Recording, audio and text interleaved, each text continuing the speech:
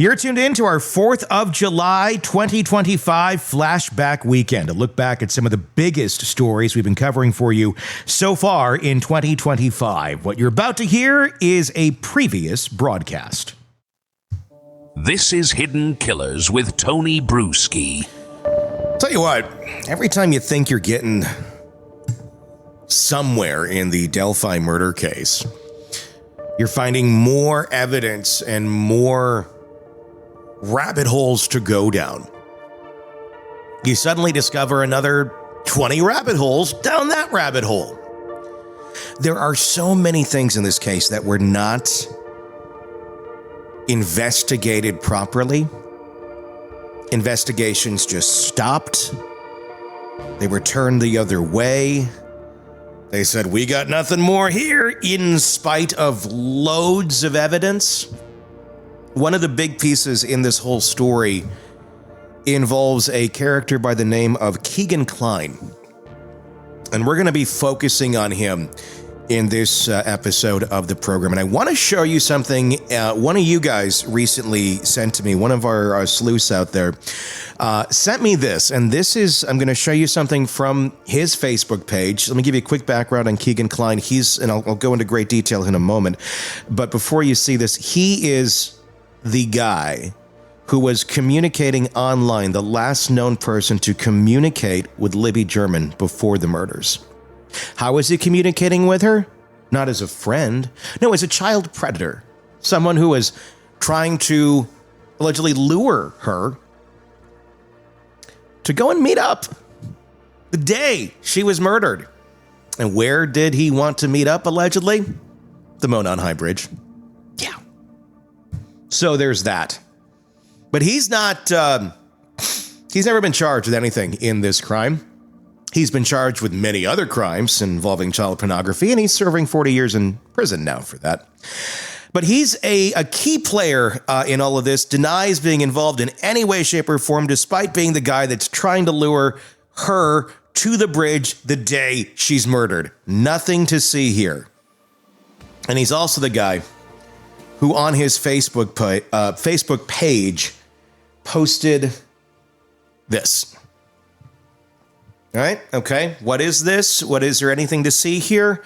Well, let's break this down a little bit. Kegan Kline has these alter egos, these fake personalities that he was using to try and lure people to him because he's a really disgusting looking human being and a really disgusting person on the inside and the outside.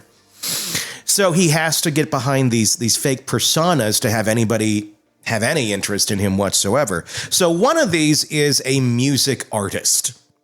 He's claiming that he's in these bands and he's dropping these records and all this stuff, and it's all BS. It's just all completely made up. But on his Facebook page, he posts this. Now, what's significant about this? Well, he drops this on his Facebook page roughly a year after the murders, and you can see the date right up there. Okay, so it's roughly a year. And then the graphic itself. Got his name up there, Kegan Kline, and then there's a white rose in the middle of the graphic with a black backdrop. And then we see the date 12/27. Now, on the surface, one could go, oh, is that the album drop date? That's what one would think. It also happens to be Libby German's birthday. And the white roses represent innocence, purity. No, Libby German was a little girl. So one could easily think of her that way, especially if you're a child predator and wanting to take that from someone. White rose, the word rose on this graphic. And the other side, it literally says rose, in case you're listening. That's also Liberty's middle name. Liberty Rose German. So there's that. Suspicious, weird. Is it a tribute to this young girl who lost her life about a year before he posted this? Or is this some sort of sadistic look at me, haha, you won't figure me out type way of posting? Because he's kind of an idiot. It's kind of weird. It's kind of creepy. It's really weird and it's really creepy. And we're going to go into the whole story of Keegan Kline here in just a moment. I want to show you one other creepy thing that has been sent to me recently. And you may have seen this before. I may just be playing catch up and have missed some of these things because I don't really go into the Reddits and all of that. This is an image I'm going to show you here. And I want to contextualize it as well. You know, they were saying, the authorities in Delphi were saying, oh, you know, we put those composite sketches out there, but obviously Richard Allen doesn't look like any of them. So who could it be? Well, we could never figure out. We could never figure out who those sketches looked like. Really? Because a lot of other people did. What you see on the screen here, if you're watching us on YouTube and if you're listening to us, please go check out our YouTube channel, Hidden Killers with Tony Brueski, and you can see the video version of all of these, is the half and half composite sketches of what witnesses or who witnesses say they saw out there that day. And it's faces divided. You have one half the composite sketch, the other half an actual photo of some individuals who were alleged to have been seen out there that day. On opposite ends is Keegan Kline. That's Keegan there. That's Keegan there. The middle, Anthony Kline, his dad. Again, none of them have been charged with anything in this case. But, you know, if you're looking for somebody that looks like the composite sketches that other hikers said, hey, here's who I saw,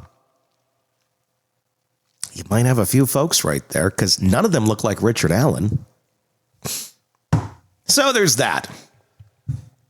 Let's get into our story. The last person, the very last person known to have contact with Liberty German before her murder was not Richard Allen. It was Keegan Kline.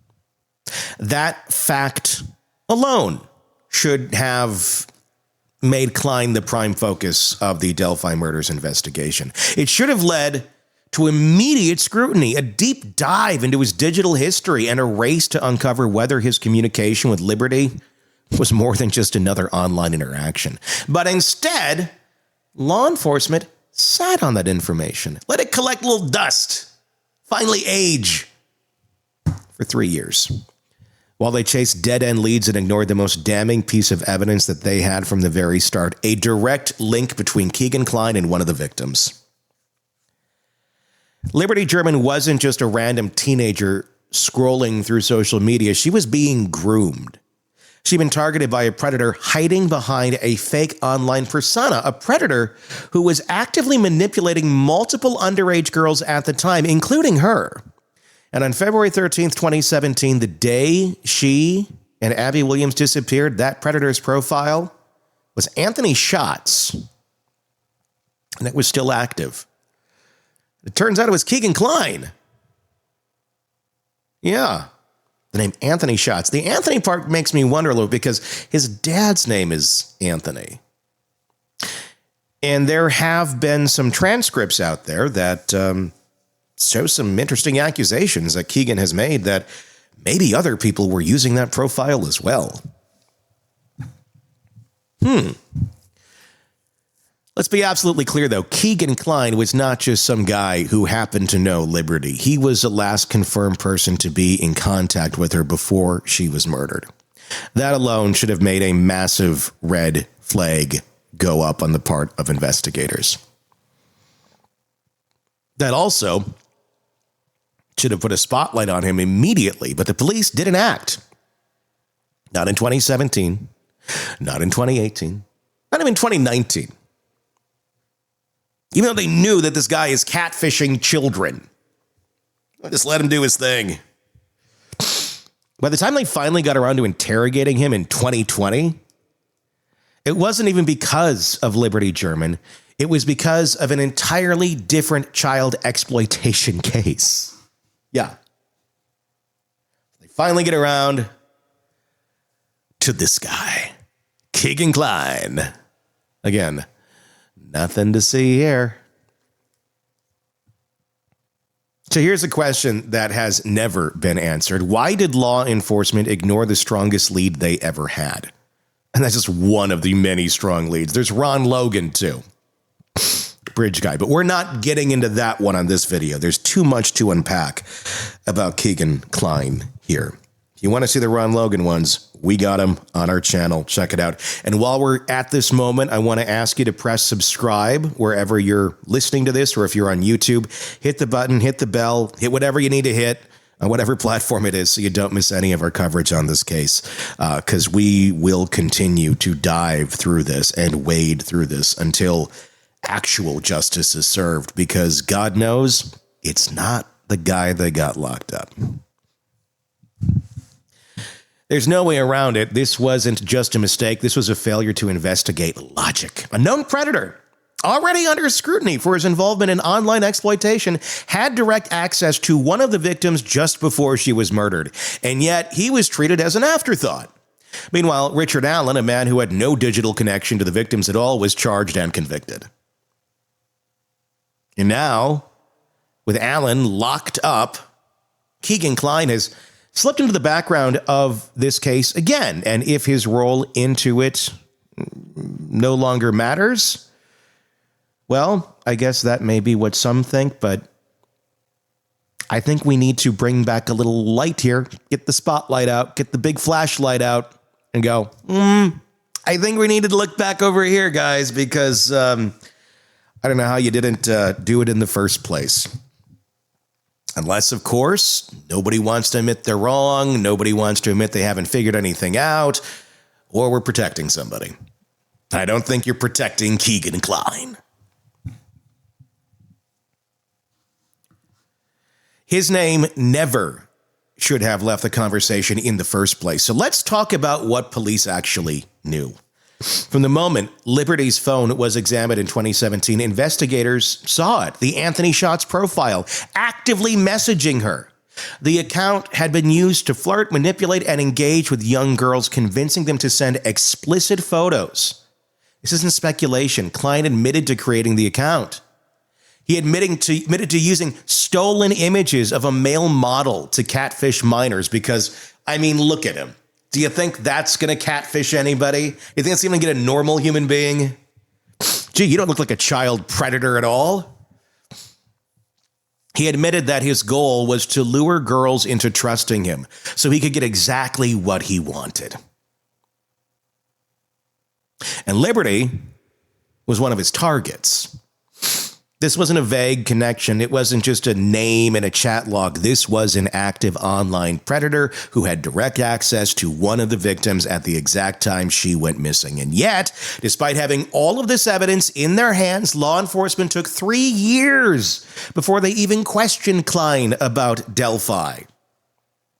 What exactly were they waiting for? The truth is, it is very hard to understand how police justified ignoring this lead.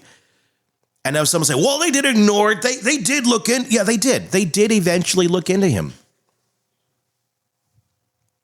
And then what? I don't know. If you're the one that's catfishing one of the girls who dies and you talk about going and meeting her the day she dies, at the place she dies, I would think that might be probable cause for an arrest. Just saying.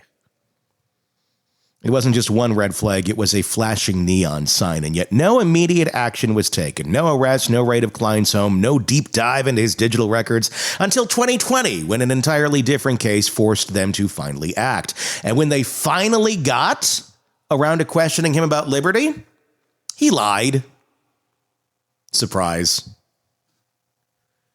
Over and over, Klein denied knowing anything. He claimed he didn't remember their conversation. He said he blocked her because she was annoying. You know, those annoying girls that are underage that you're catfishing, they're just annoying. I just want to block them. I don't want to prey on them like I'm actively doing right now. He called the idea that they were supposed to meet up. A total lie, even though the chat logs suggest otherwise. And the police let him walk out of that room without a single charge related to Delphi. Just took him at his word. For 3 years, law enforcement had ignored Kegan Kline.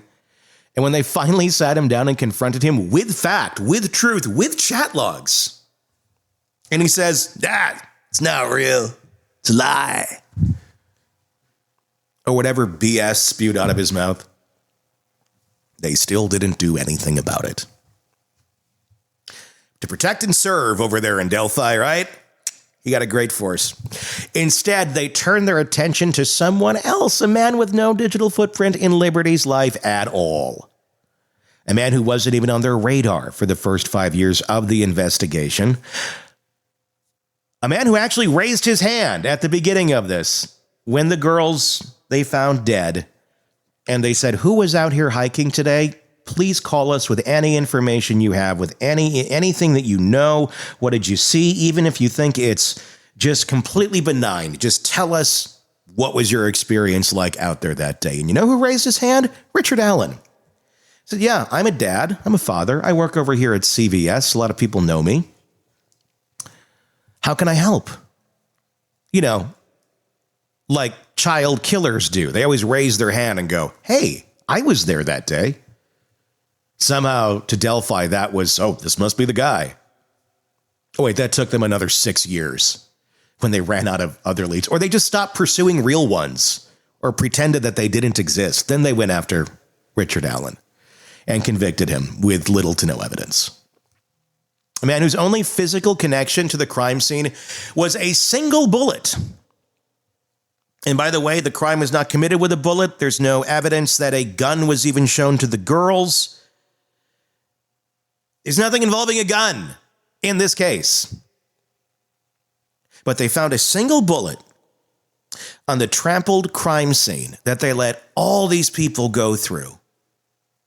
All these people trampling through, officers, volunteers, many people with guns.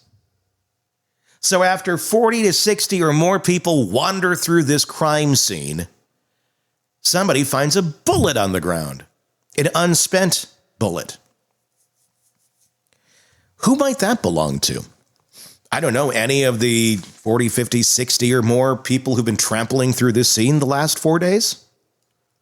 Maybe we should check all them.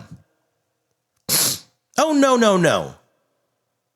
6 years later, we're going to go see if Rick Allen has a gun that maybe would fit this bullet. A very common bullet, by the way, that almost anyone would have if they're a regular gun owner. And they go, look, this bullet fits your gun. Can't really prove it. We got this guy who says it might look like it kind of has a marking, even though it's unspent. And the science of this is pretty much bunk. It must be his, because we found that single bullet there, and he has a gun that it could go into. That means it's him. Now, keep in mind, this is a gun-loving community, and I'm not saying there's anything wrong with that. All I'm saying is if you're going to connect this guy and say this is your guy because of a single bullet, I think you probably would be lining up nearly half of your town if we're going to match bullets here. Or just, again, going back to all the people who trampled through the scene that have guns, where there likely could have been a bullet dropped. Because a CVS guy who went out for a walk didn't have his gun with him.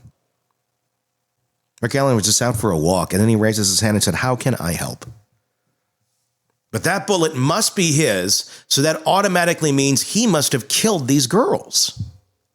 Yes, this is their logic, and if you think I'm making that up, dig into this case. This is why we are still talking about it, because they convicted him, and he's in prison now for the next 130 years. Again, he's a dad, he was a pharmacy tech, he was a husband, no criminal history, nothing, nada. No weird search history, no patterns of behavior that would indicate maybe there's some sort of interest in kids or killing or whatever. Nothing. Just a bullet on the ground that fit a gun he owned. So better be careful if you ever drop a bullet anywhere, because any crimes nearby, near Delphi, you're going to get pinned for it. Or you won't. So here we are years later, still left with the same unanswered questions. Why was Keegan Kline allowed to slip through the cracks? Because until we have an answer to that, this case is not solved. And it never will be.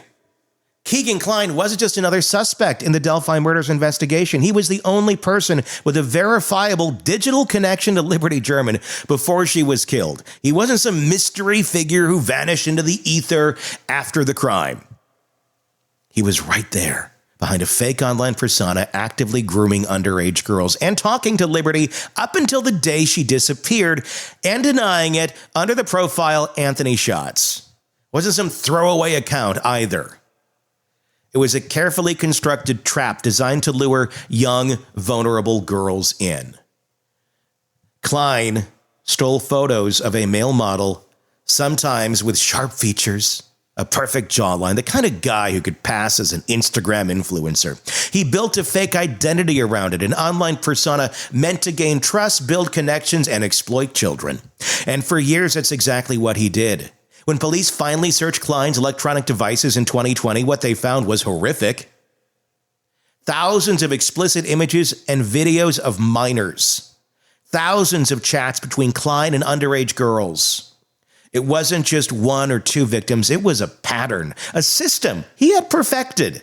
And right there, among all those digital horrors, was Liberty German. She'd been talking to Anthony Shots, not just once, not just in passing. She was actively communicating with Kline's fake account the day before she was murdered. And that was not speculation. That wasn't theory. That was fact. Police knew that Liberty had been speaking to this account. They had the chat logs. They could see the messages. They knew that this was more than some casual conversation. And the most damning detail, the chat logs suggested that Liberty and Anthony Shots had planned to meet up. We're not talking about vague, half-joking exchange. We're talking about something serious enough to be flagged in the investigation. Something that made police believe that Liberty may have been lured to the bridge that day under false pretenses. Think about that for a second. A known predator actively communicating with Liberty German, a meeting may have been planned, and instead of going after that lead immediately, law enforcement sat on this information for years. It was there, or if there was ever, a moment where the Delphi investigation completely fell apart, this was it. Because digital records don't lie. There was no reason to hesitate, no reason for police to question whether this was relevant. The second they saw Liberty German's name in the chat logs, the second they saw messages between her and Anthony Shots leading up to the day she vanished, Keegan Kline should have been the number one priority. But he wasn't. Instead of treating this as a massive lead as it was, police buried it. They never made a public statement about it in 2017. They never put out warnings about the Anthony Shots profile to see if other victims might come forward. They never once told the public that they were actively investigating a known child predator who had been talking to Liberty the day before she was murdered. For 3 years, nothing happened. Kline remained free. His Anthony Shots account was never linked to the case publicly. The investigation dragged on, cycling through suspects, chasing tips that led nowhere. Unless, of course, you're talking about Ron Logan, but again, that's for another story. While the one person actually connected to Liberty was left untouched, and all the while Kline kept up his act, he kept using Anthony Shots to groom more girls. He continued to build trust with underage victims under the same fake persona, pretending to be someone he wasn't. He wasn't hiding. He was right there, doing exactly what he had been doing when he talked to Liberty. It wasn't until 2020, when Kline was finally arrested for child exploitation, that law enforcement even started to acknowledge his connection to the Delphi case. But by then it was too late. They'd wasted years. And that's why this case still doesn't make sense now. If law enforcement truly believed that Keegan Kline had nothing to do with the murders, then why did they hide the fact that he was talking to one of the victims? If they truly thought Anthony Shots was irrelevant, then why did they wait so long to publicly acknowledge it? And if they did suspect that Kline played a role, then why was he never charged with anything related to the Delphi case? None of this adds up. What we do know is this. The strongest lead in the Delphi Murders case was ignored for years, and Liberty German was being manipulated by a known predator. She was communicating with him directly, and police had this evidence from the start. And yet, despite this, Keegan Kline still wasn't the one sitting in the defendant's chair in 2024. And that is a failure that cannot be ignored. By 2017, police had everything they needed to at least treat Keegan Kline as a person of interest. In the Delphi murders, Liberty German's phone gave them the biggest lead in the entire investigation. Her active conversations with Anthony Schott's account leading up to the day she was killed, the fact that she had been talking to his fake profile should have launched an immediate deep dive into the person behind it. But that did not happen. Instead, law enforcement sat on the information for 3 years. And in those 3 years, Keegan Kline was left alone. There were no raids on his home, no early morning knocks on the door, no pressure to explain why his fake account was the last known digital contact with one of the victims. While the police spun their wheels chasing dead-end leads, Klein lived his life like nothing had happened. This wasn't a case of limited technology or difficult trail to follow. The second police pulled Liberty's phone records, they had his profile name. From there, it would have taken not much to trace that account back to its creator, especially considering that Klein wasn't some master criminal hiding behind his tracks. He had been running the same scams and exploiting girls online for years. They should have found him immediately. Instead, investigators chased vague descriptions of possible suspects, sifted through thousands of tips, and wasted time on people with no actual connection to the victims. Remember, they also had the sketch. Again, this doesn't look like anybody. That's no one. There's no one to be seen there. That doesn't match a description. Okay.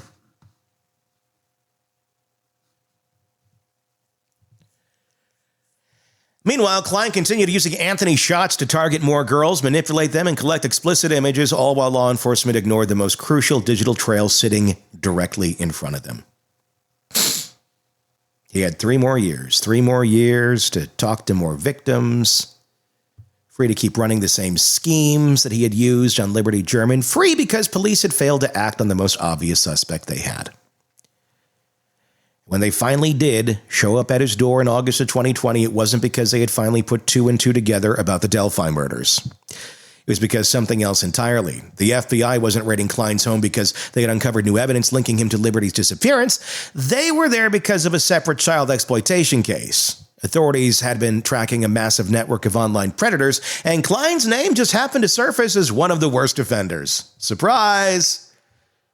When they executed the warrant, what they found was beyond disturbing. Klein's devices contained over 100,000 images and videos of child pornography, one of the largest collections ever uncovered in the state up to that time. His chat showed those years of grooming, manipulation, and coercion. He had dozens, if not hundreds, of victims, and yet somehow, even with that mountain of evidence, law enforcement still hadn't prioritized his connection in Delphi. It was only after his arrest that someone finally decided to ask some questions. Hey, this guy, he was talking to Liberty German right before she was killed. Should we look at that? 3 years. 3 years of evidence sitting untouched. 3 years. And what else did he do in those 3 years that we don't even know about, I guess, is another big question. When they finally did bring him to questioning about Delphi, he just denied everything. Despite his denials being in direct contradiction of the physical evidence they had in front of them, he claimed he didn't remember his conversations with Liberty, conveniently. Said he blocked her because she was annoying. No connection. And because police had wasted so much time, they had no way to prove otherwise. By August of 2020, whatever physical evidence might have connected Klein to the crime scene was long gone. Any electronic evidence that could have tied him to the murders had either been wiped or was now buried under years of new digital activity. The trail was kind of cold, despite it being a burning inferno right after that little cold snap there. You just got to get through it. And that was law enforcement's fault. They had the lead, they had the name, they had the evidence, and they did nothing with it. Remember, I got to say here, Klein's never been charged with anything related to the Delphi murders. So, innocent in the eyes of the law. Keegan Kline was simply arrested for child exploitation, simply, and possession of child pornography. And just like that, the biggest mistake of the investigation was complete. Klein should have been the focus from the very beginning. Instead, he was left untouched for 3 years. By the time police finally got around to questioning him, it was too late to fix their mistake.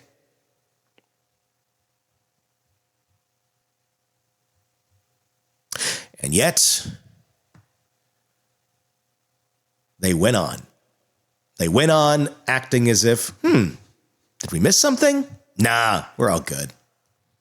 They put the evidence in front of him, showed him the digital records, proving that his fake profile was still in use, still messaging, still engaging with underage girls, possibly even Liberty right before she vanished. And Klein had no explanation for this. He didn't even try to offer one. Instead, he just denied everything.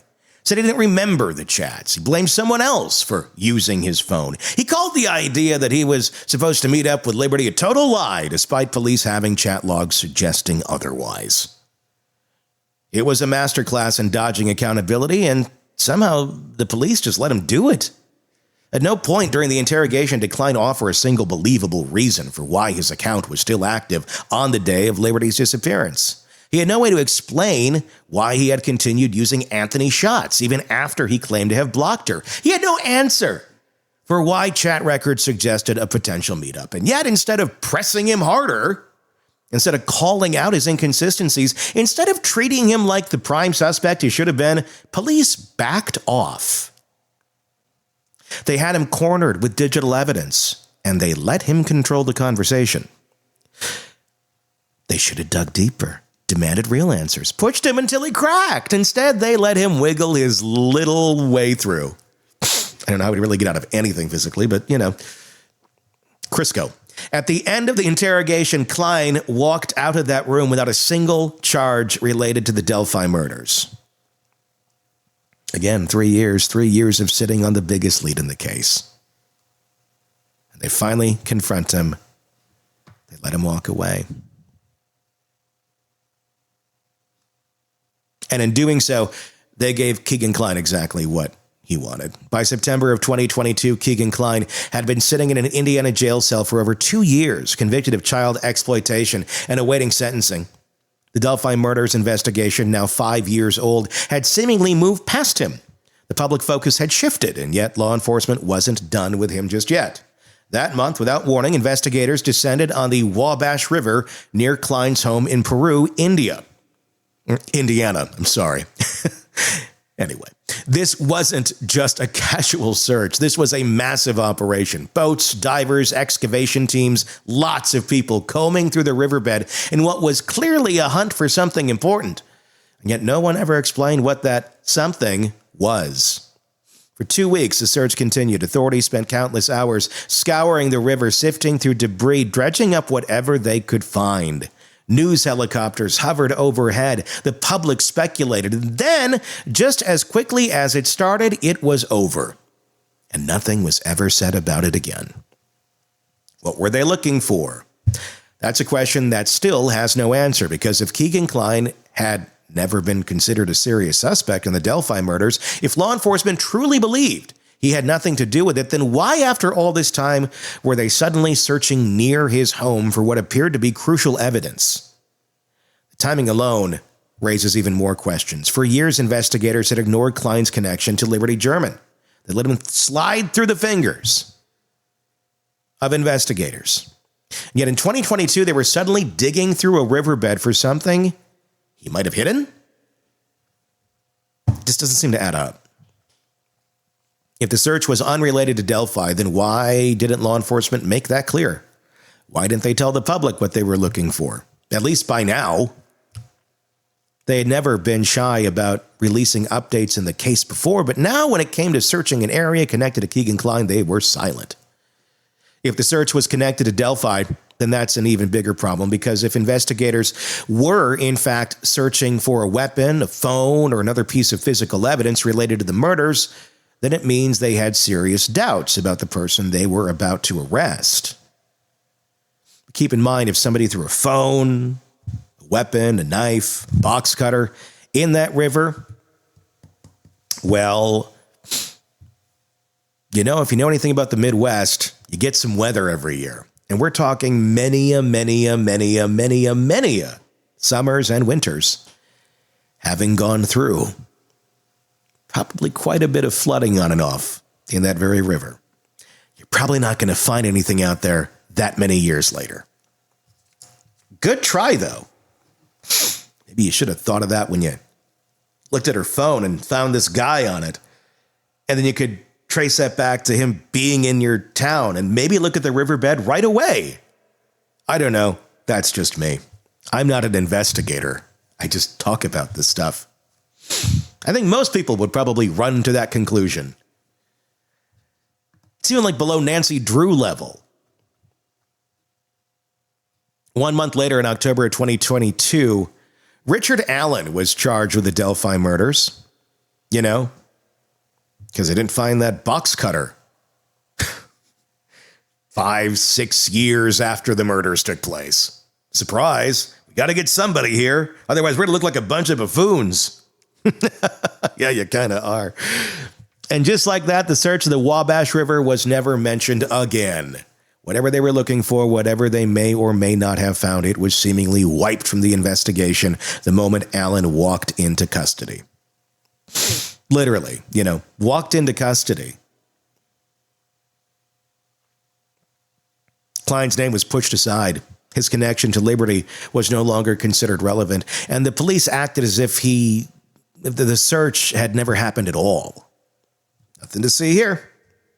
If Klein was never a suspect, then what was this search about? And if he was a suspect, why was he allowed to fade into the background the moment police found someone else to charge? The fact that this search even happened proves one thing. Law enforcement was still unsure about the case, even 5 years later.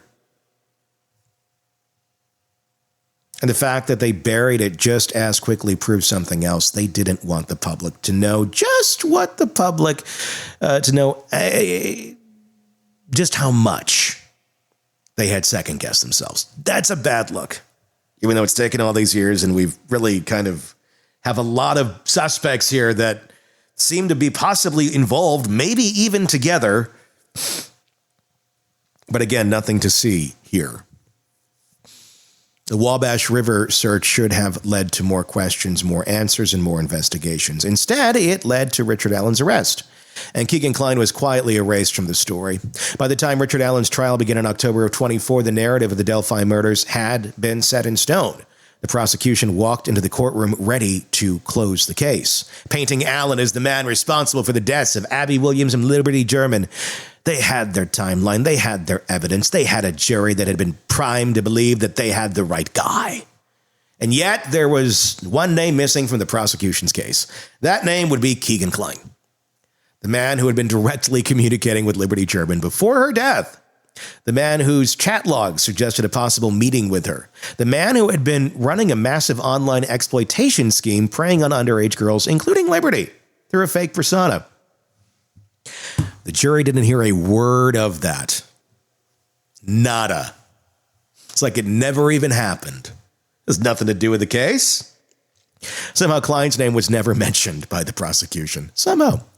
The state's entire argument revolved around Richard Allen, the man who had no known digital connection to Liberty or Abby, a man whose only physical tie to the crime scene was that single bullet, a man who, for 5 years, had been completely off the radar of this investigation. That single bullet, by the way, also, again, I got to stress, never truly connected him to the crime scene. Someone said, "This must belong to you." He says, "No, it doesn't." Prove it. And they really couldn't prove it. So just put yourself in that situation for a second. This must belong to you. No, that's not mine. Well, there's writing on this pad. Don't you write on pads? Well, yes, yeah, I do write on notepads. Well, then it's yours. It must be yours. Case closed. That's essentially what happened. It makes sense in Delphi, I guess. Allen's defense team saw the problem here. They saw the gaps. They saw the ignored evidence. They saw how law enforcement had spent years chasing the wrong people while sitting on real digital proof that Liberty had been talking to a predator before she died. And they made a move that should have changed everything. They called Keegan Kline as a witness. At first, it seemed like the trial was about to take a major turn. Klein, who had spent years evading real scrutiny in this case, was finally going to be able to finally going to be forced to speak under oath. Finally going to be confronted with his shifting stories, his digital footprint, and his role in Liberty's final hours. The court even ordered him to be transported from prison to testify. But then, as everything goes in Delphi, nothing happened. Klein was on the witness list, but he never took the stand. No testimony, no cross-examination, no moment of reckoning, just not like he's even part of this. And no one ever explained why. There's a few possibilities, none of them good. First, the judge may have placed restrictions on what Klein could say, and if the defense wanted to use him to question the integrity of the police investigation, but the court limited how much of that could be brought up, then calling him might have been pointless.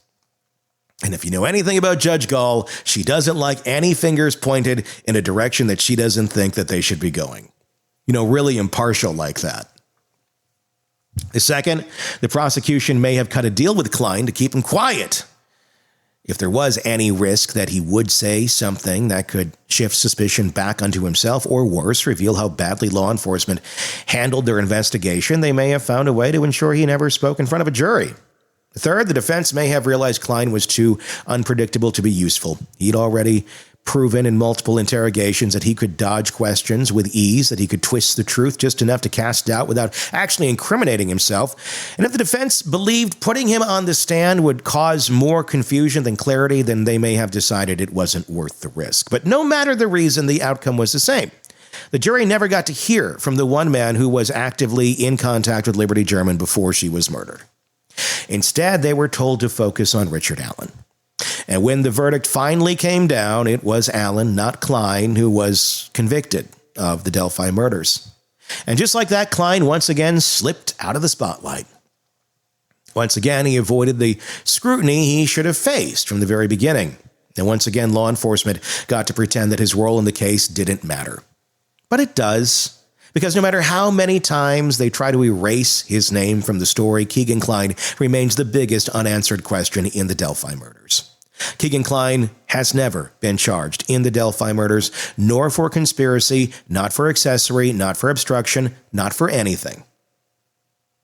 Despite the mountain of digital evidence linking him to Liberty German, despite chat logs suggesting of a planned meeting, despite his own admission that he was behind the Anthony Shots profile, he has never once been officially accused of playing a role in the murders. Instead, Richard Allen, a man with no known digital connection to Liberty or Abby, was convicted and sent to prison for the crime for the rest of his life.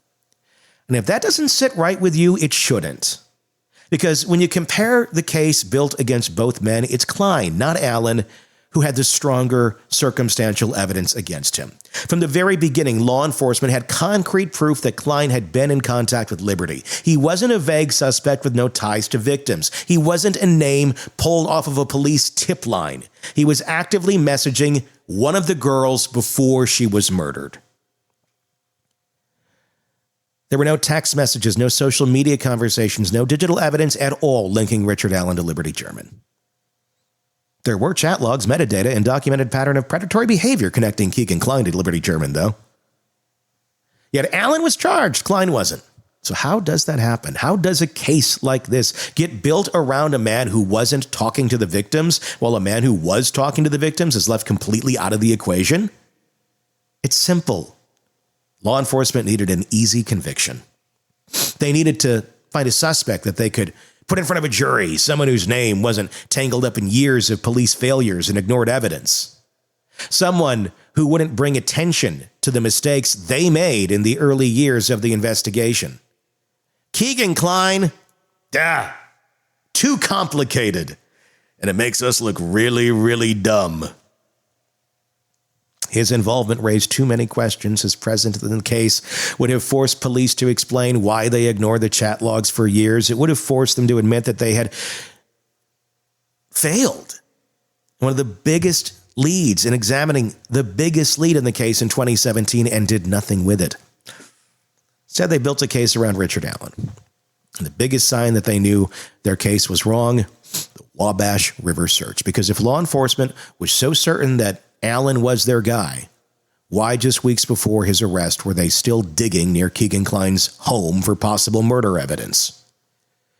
If the case against Allen was airtight, why did they suddenly need to search a river 5 years after the fact looking for something they wouldn't even disclose to the public? The answer's obvious. They had doubts. They had many doubts. And instead of following those doubts, instead of stepping back and reconsidering the path they were on, what did they do?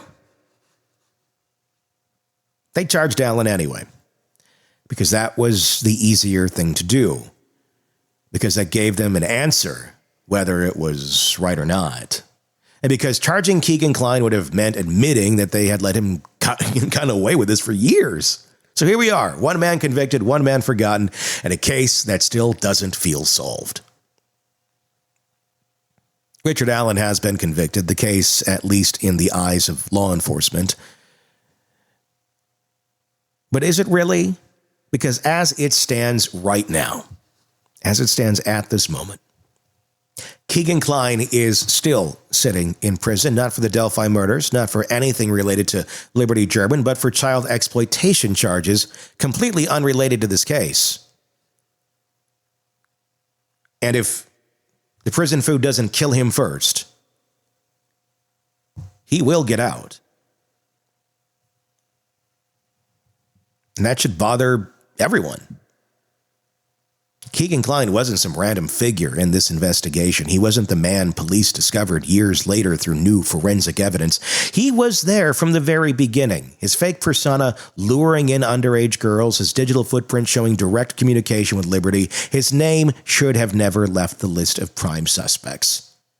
But instead of treating him like the obvious lead he was, police chose to ignore, delay, and ultimately push him out of the picture altogether. He still denies any involvement to this day.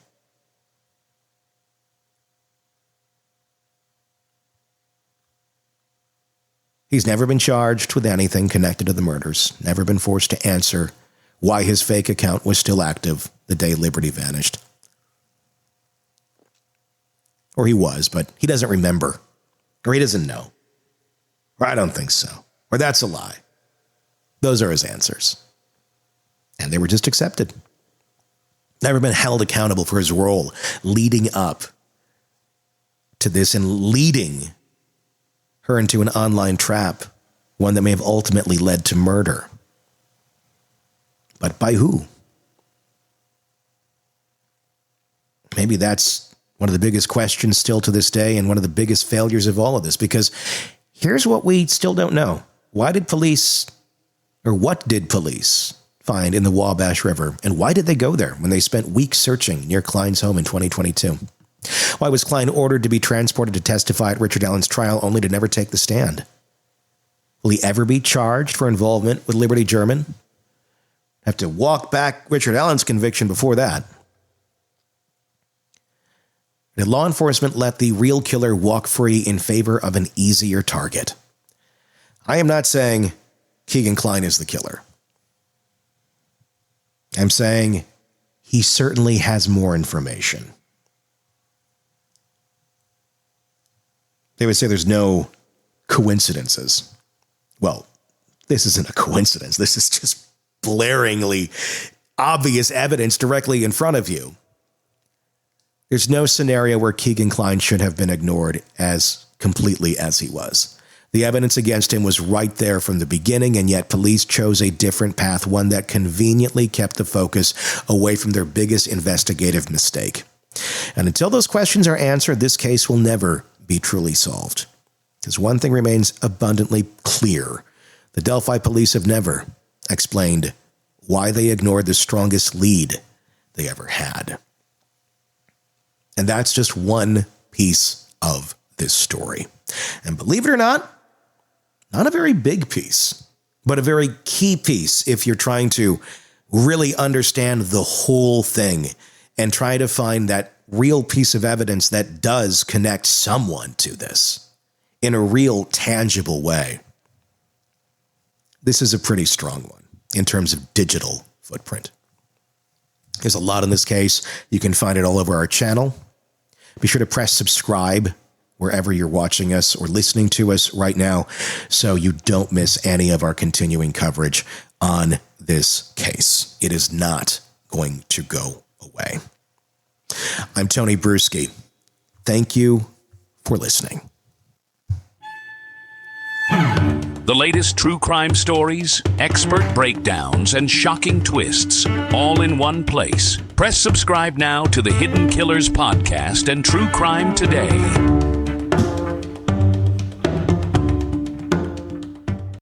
She was the perfect wife, always smiling, always supportive. A pillar of the community, beloved by friends, adored by family, and secretly researching undetectable poisons in her spare time. Maybe it was the way he chewed. Maybe she just got bored. Or maybe, just maybe, she had been planning this since the honeymoon.